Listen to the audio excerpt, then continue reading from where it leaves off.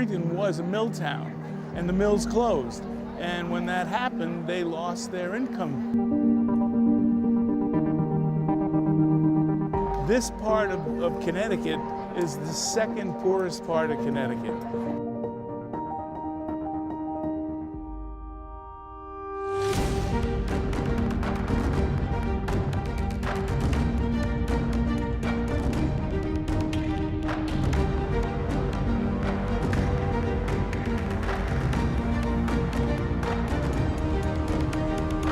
Good morning.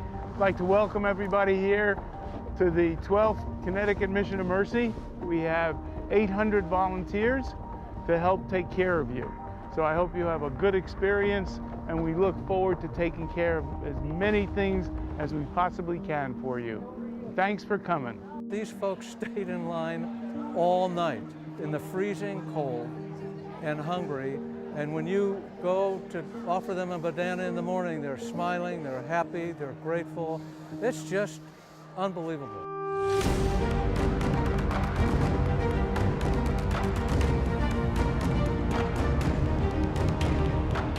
Before we opened the clinic, we already reached capacity. So that tells you there's a huge need. They want to be able to go have a job interview and they want a front tooth, or whether they want to be able to smile for their grandchildren. Everybody's out here. There's older people, there's younger people, there's people with disabilities, there's veterans. I was in the Army, basic training at Fort McClellan, Alabama. Unless you're disabled or you're retired. Other than that, you don't get any dental care. Oh, I gotta have some extractions, 4 extractions. I don't smile a lot with teeth, but when I do, people do notice it. People do notice the lisp that I have now.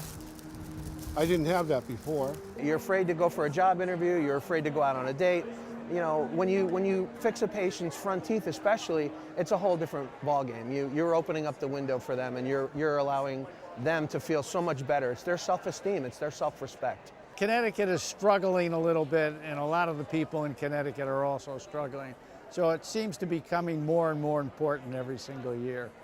We have people already asking for every kind of service that we're going to give, which is everything from cleaning to oral surgery to replacing missing teeth, some limited root canals on front teeth. So we're going to do it all.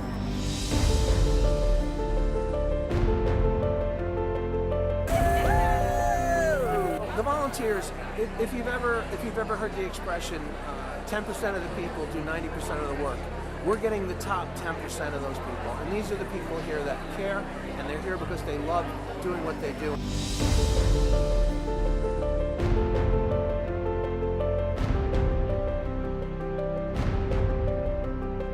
You can see a smile on every volunteer's face, and when you see the patients come and how they're greeted and how they're treated, this is the ultimate respect.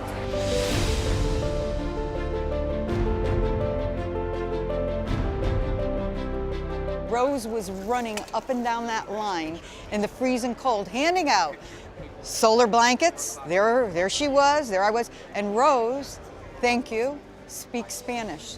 And she was able to translate for our patients waiting in line.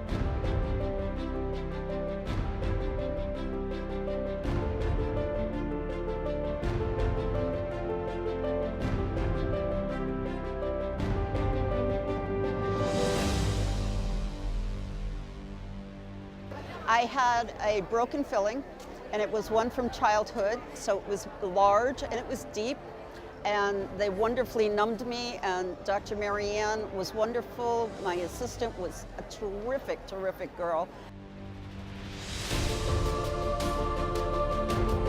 We've been doing so many fillings today that we actually had to shut the line down for fillings because we're over capacity. We stretch the extent of capacity as much as we can to move chairs around. But we're still having people come back tomorrow to try to catch up on that work tomorrow. And I can already feel relief.